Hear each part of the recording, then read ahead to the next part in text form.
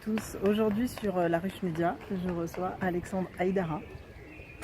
Nous sommes à Pantin, voilà. Je vais juste bifurquer un petit peu l'écran pour que vous puissiez voir. Nous sommes à Pantin, nous sommes jeudi. Dans quelques jours, c'est le premier tour des législatives. Vous êtes candidat dans la circonscription, 6e circonscription pour Pantin et Aubervilliers. Tout à fait. Voilà, donc je voulais un petit peu vous rencontrer pour... alors, ce qui est important quand même de savoir, il y a la société civile qui est très présente dans les différentes candidatures, mais il y a aussi des diplômés, et vous en faites partie. Dans le 93, qui a souvent l'image plutôt négative, on ne sait pas pourquoi, on se le demande d'ailleurs, alors que c'est un environnement qui foisonne d'entreprises, d'envie et de générosité. J'avais envie aussi de vous parler parce que vous êtes centralien, énarque, vous avez travaillé auprès de grands élus aussi comme Christiane Taubira. Je voulais savoir ce que représente pour vous aujourd'hui, en 2017, le 93 et comment votre candidature peut être un vrai symbole. Alors merci déjà pour cette introduction et moi je suis très fier d'être dans le 9-3 et d'habiter ici. J'habite à Aubervilliers. Oui.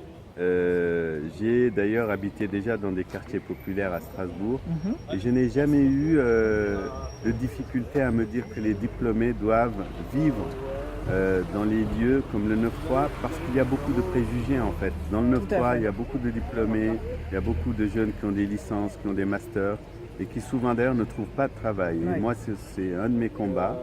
J'ai d'ailleurs commencé dans le cadre de cette campagne à aller voir les entreprises, notamment Veolia, ICAD, pour leur dire prenez ces jeunes.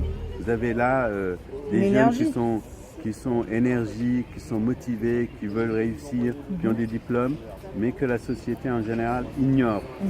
Et moi, mon cas, il ressemble à ça, parce qu'en réalité, j'ai réussi des diplômes qui sont très difficiles, mais les portes de la politique me sont restées fermées pendant très longtemps, alors que je voulais donner un exemple, donner un modèle et encourager les jeunes en leur disant la politique aussi vous appartient.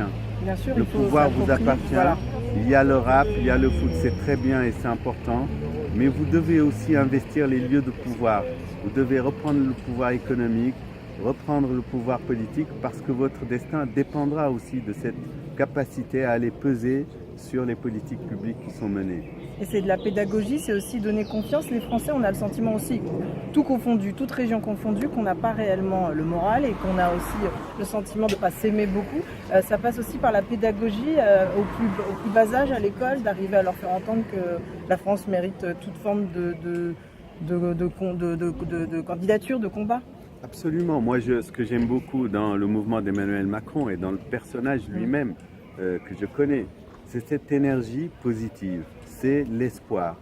Et il a réveillé dans ce pays beaucoup d'espoir alors que nous étions dans un mouvement de repli et même de défiance les uns envers les autres, bien sûr. avec une extrême droite qui était très forte, mais aussi une extrême gauche qui parfois nous montre des visages très autoritaires, très intolérantes, et nous ne voulons pas de ça en fait, parce qu'on peut se rassembler, on peut réussir ensemble. Et c'est ce que dit Emmanuel Macron, c'est si on met nos énergies ensemble, nous pouvons gagner. Et dans le 9-3, il y a déjà cette force-là, cette unité dans la diversité. C'est la devise de l'Europe, on l'oublie, mais c'est extrêmement puissant. On peut être unis dans la diversité et ensemble, avancer, réussir, progresser. Et c'est ce message-là que la République en marche entend faire passer. Se mettre en marche, c'est politique, mais c'est aussi individuel. C'est dire aux gens, il n'y a pas de fatalité, il n'y a pas d'échec, il n'y a pas d'immobilisme. Levez-vous un jour, mettez-vous en marche et on peut réussir beaucoup de choses ensemble. C'est la philosophie de Paul Ricoeur d'ailleurs, qui est sur l'individu. Absolument, Paul Ricoeur qui était donc un des maîtres à penser d'Emmanuel Macron. Et moi je dis toujours, je suis content d'avoir un président qui a fait de la philosophie, qui lit, qui aime la culture, mais qui a aussi une vision pour la France, une vision pour le monde, et qui aime les quartiers populaires. Nous, on a fait campagne pendant 6 mois en disant aux jeunes que c'est le candidat des quartiers populaires, parce qu'il veut les faire réussir à l'école, les faire réussir dans l'entreprise, leur donner la fierté d'être ce qu'ils sont.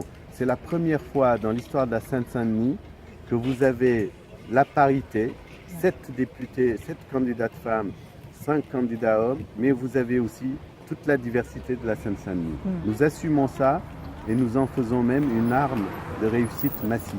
Ah, super. Là, c'est la fin de votre campagne. Dans 2 jours, c'est Oui, terminé. Comment vous l'avez vécu? Écoutez, avec beaucoup de plaisir, parce que nous, notre culture, c'est d'être proche des citoyens, c'est d'aller les voir, de les écouter, pas seulement de leur imposer nos propositions, c'est de les écouter et de leur montrer aussi que ces propositions viennent des citoyens, parce que nous avons l'année dernière organisé des centaines et des centaines d'ateliers. Donc revenir leur expliquer finalement ce qu'on a fait de ces discussions, de ces débats, c'est un plaisir et c'est aussi faire la politique autrement. C'est dire qu'on n'est pas obligé d'être élu et de disparaître. Nous, on habite ici et si on est élu, on va continuer d'ailleurs ce travail, c'est-à-dire être sur le terrain, écouter, évaluer, avoir du feedback. Ce qui manque toujours aux politiques, c'est d'écouter le terrain et de continuer à corriger notre trajectoire politique et de faire en sorte que nos politiques soient utiles aux populations. Bien sûr. Bon, bah, très bien. Voilà, donc dans beaucoup. quelques jours, dimanche, ça sera le premier tour et on espère le deuxième tour. Voilà, on va voir. Hein. Espérons. Oui, voilà. tout à fait. Je fais confiance aux Pantinois et aux habitants de Bervilliers pour faire le bon choix. À très bientôt sur La Ruche Média. Merci beaucoup. Merci Alexandre. Merci.